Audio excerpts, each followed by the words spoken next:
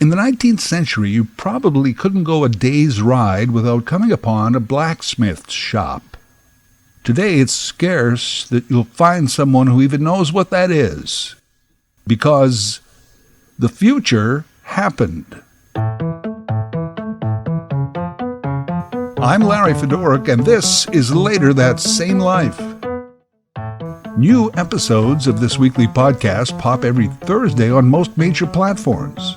Each podcast, a topic, discussion, or story from our lives. Season 9, Chapter 3. The Death of AM Radio. AM radio. Is there anything left but to say goodbye? Its demise began long ago. As a matter of fact, if we were to give it one last round of applause, it would partly be for lasting about 30 years longer than it should. It's a patient in a deathbed coma, hooked up to wires and tubes, still sending out just enough impulses to keep the nearby machines beeping, and leaving some to believe that perhaps we shouldn't quite pull the plug yet, that there's still some signs of life, and maybe one day soon the patient will suddenly sit bolt upright and regale us with a story and a song.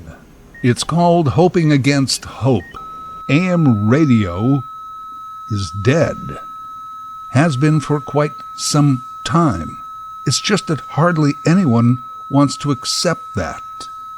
Here's what's been happening recently with the concept of audio signals being broadcast from a tower via amplitude modulation to a receiver set.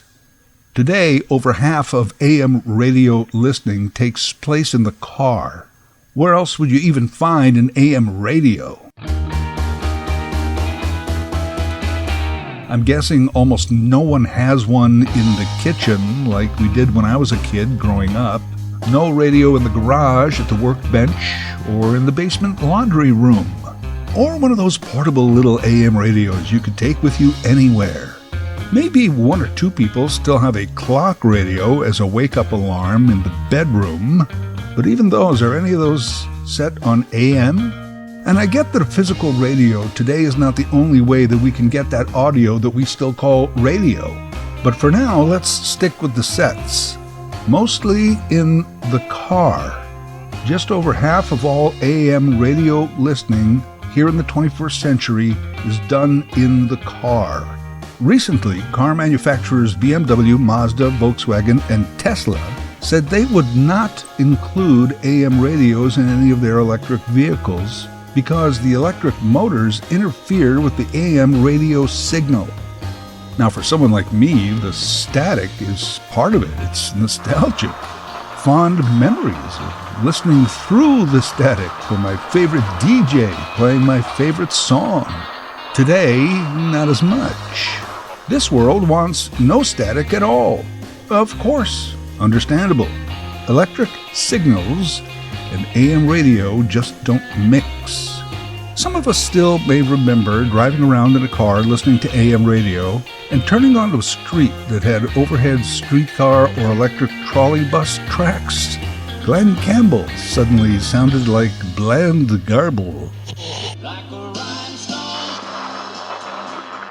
BMW, Mazda, VW, Tesla. No AM radios in the electric cars. Ford Motor Company has done one better. No AM radios in any Ford vehicles, gas, electric, or otherwise. Ford tracked the tuning to AM radio in the use of in-car audio. Less than 5%. Less than 5% of all in-car audio listening is the AM radio.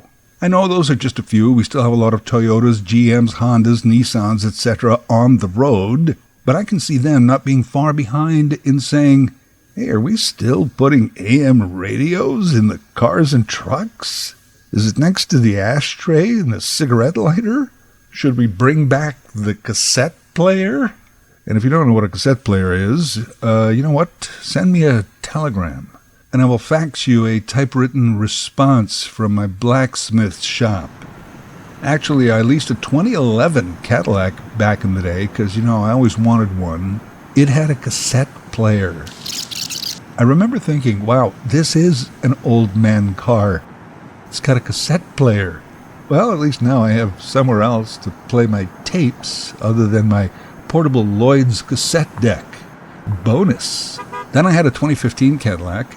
No cassette, but it still had a CD player. And no place to plug any kind of MP3 device. My 2018 Camry, which was a much better car choice, by the way, finally had some modern electronics, USB ports, etc. No CD or cassette, but AM, FM radio. Automakers like GM, well, especially GM, might be slow to keep up with emerging audio technology. But I've named 5 other major car manufacturers who are pretty much dropping AM radios. So is this finally the end of AM radio? As in, do we finally pull that life support plug? Well, yes and no. Certainly that if almost all vehicles cease to have any AM radio reception device as standard, that would be a huge nail in the coffin. But let's not bury it yet. I know that may sound contradictory to what I just said, but first I want to make this distinction. Many of us, and me included, think of AM radio as a thing, and not thing like the way we use the word thing culturally, like, hey, jogging, is that still a thing? Is this anything? Is this a thing? What I mean is AM radio is a physical thing. It's a device. It's got circuits and transistors and wires and knobs. I don't know, I'm not an engineer. But it's a physical thing. It's in the car, and it might be on the night table. It's a thing. And you know what else is a thing? The AM radio station.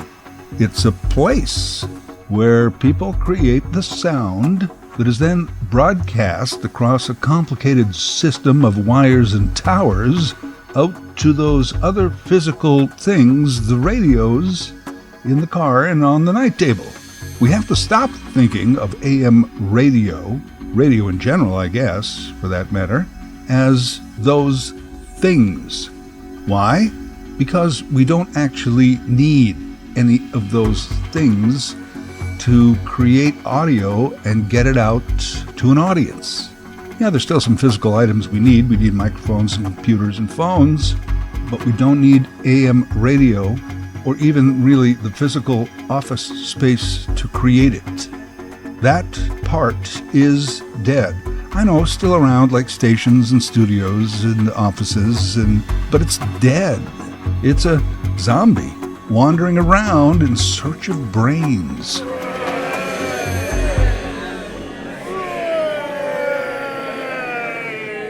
I was around when it began to go bad. I guess this will be the history portion of the podcast. For most of the 1980s, it was my fortune to be part of 680 CFTR in Toronto. AM radio, all the hits, all the time. We had the biggest personalities, the biggest promotions.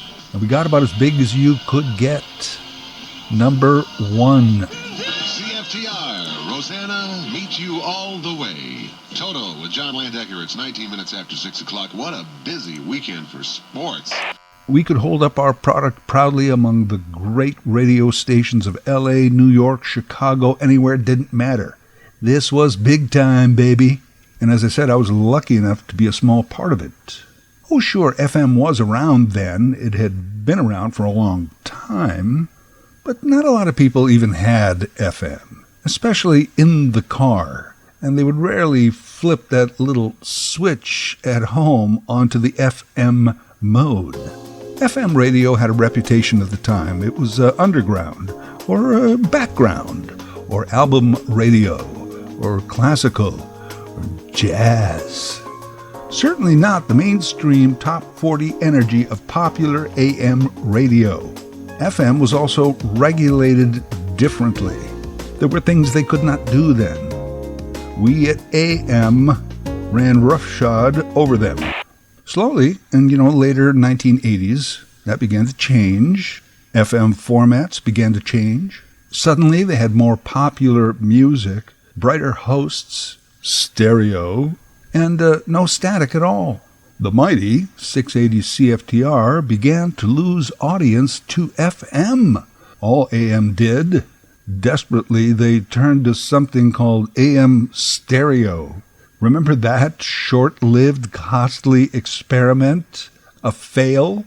AM listener audience continued to evaporate, which meant less ad revenue, which meant less money to spend on big promotions and expensive DJs, which meant that over time we had the inferior product, which meant that even more people went to FM, and soon the turntables stopped turning, and AM stations just began talking. News talk, sports, and more news.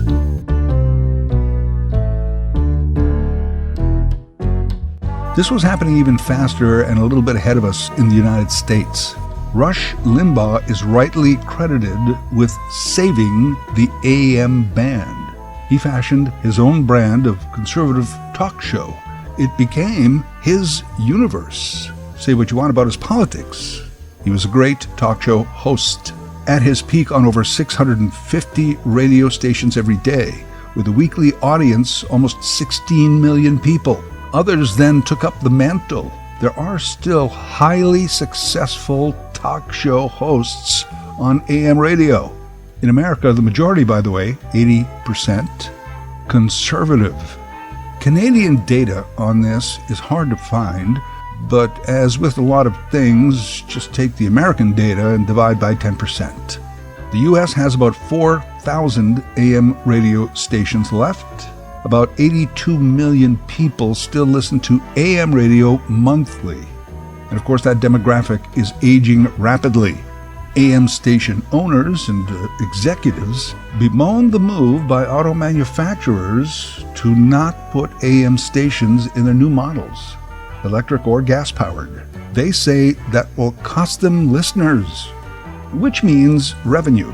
In the short run, of course, that's true, but you have to ask those broadcast companies why they can't seem to see into the future. Why do any of them want to spend money on offices, studios, transmitters, transmitting towers, the large amount of land they require, etc., when today that's just not how people get their audio? You don't need radio to get the news or a talk show or all the hits all the time. You need a phone and an app. COVID just rubber-stamped this evidence for us, didn't it? We began to look at what was essential and non-essential. And just like an accountant who didn't have to go into the office to balance the books or do the taxes, radio personalities didn't have to go to a studio to do their job. In a lot of professions, all people needed was a little bit of extra equipment at home. For radio as we know it, the physical place was non-essential and continues to be so. If we define AM radio in these strict material terms, dead. If, on the other hand, we define AM radio as news, a talk show, a sports forum, that still exists. It's bigger than ever. We just don't have to call it radio. Same for FM, whether it's rock or classic rock or alternative, that exists, and it doesn't have to be called radio either. It's the physical landscape, or I guess I should say the landscape of physicality, that is changing. Radio, that thing, gone. Just like vinyl, CDs, gone. That doesn't mean music ended. Music exists. We just need one less physical unit to hear it. My entire large wall of CDs is on my phone. And there's a few other walls there as well. Palm of my hand. AM radio. Is it something on your night table, or is it a concept of information sharing?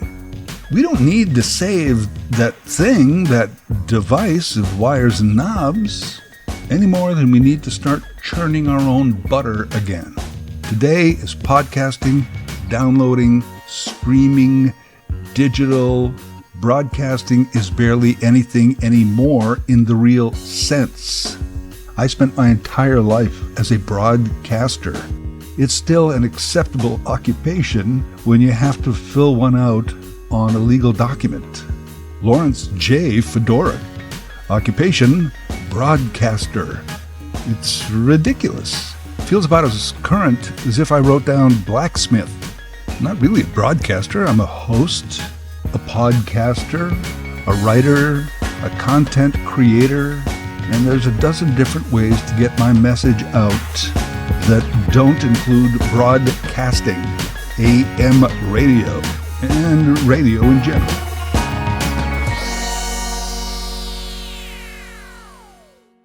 With the auto manufacturer's announcement, there is a bill being proposed in the United States. It's been dubbed Save the Static, an unfortunate choice for a nickname. In a bid to save AM radio, they chose to name it after AM radio's biggest flaw, static. Actually, the proposed bill's real name is AM for Every Vehicle Act.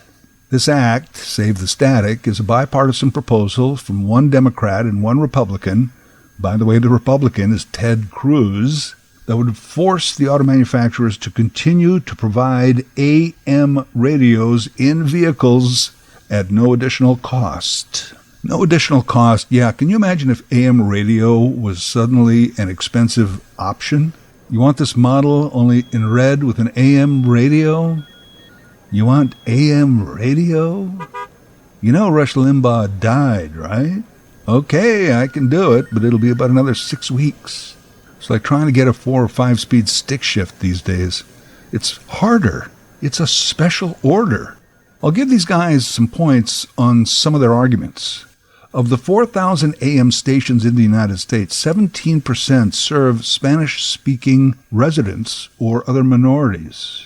The little AM station is often a key way that they get their important information. In smaller towns and rural areas, AM stations are the only way people have to receive local news or emergency weather info. I guess not everyone is on Twitter or can get a clear cell signal. AM radio, static and all, still provides some service somewhere to someone. I guess no one is saying wipe it out. They're just saying if it's less and less in cars, eventually it will go away entirely. Again, less than 25% of all Americans listen to AM radio in a typical month. And there's this, conservatives also feel that this little cabal that Rush Limbaugh created for them, this right-wing social club on AM radio, that will also vanish and thus somehow diminish their strength and agenda. Maybe. Most disagree. Again, it's not the message that's going away. It's one of the delivery systems. AM radio, a system hardly anyone uses anymore. It's actually easier for a so-called radio device to pull a signal in from a satellite in outer space than it is from a tower 2 towns over. Satellite radio, much more efficient than any of these earthly transmissions. Sure, I have nostalgia for it. Though my first radio job was actually at a campus FM station, I grew up on AM, in love with it, driving to the outskirts of town long after dark to pull in stations from far away places. That's how I learned about other things and other people. There's nothing that can replace that. Well, okay, the World Wide Web in the comfort of my own home 24/7. But you know what I mean. But even that speaks to my point. What we call radio is just a category, like automotive or breakfast cereals. And within a category, there's a brand, several. Whether we call it Jack or Bob or Giant or The Q or News Talk 610, it doesn't matter. But that is the brand. And whatever we associate with a brand, news, sports, music, fun. That's what it is. We don't need the old devices to enjoy the brand. Like, if everybody is just tapping apps on a phone, why would you still be walking around with a Sony Discman?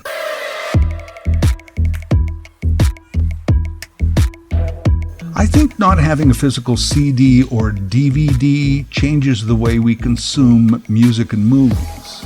I think working from home and meeting on Zoom changes the way we consume each other.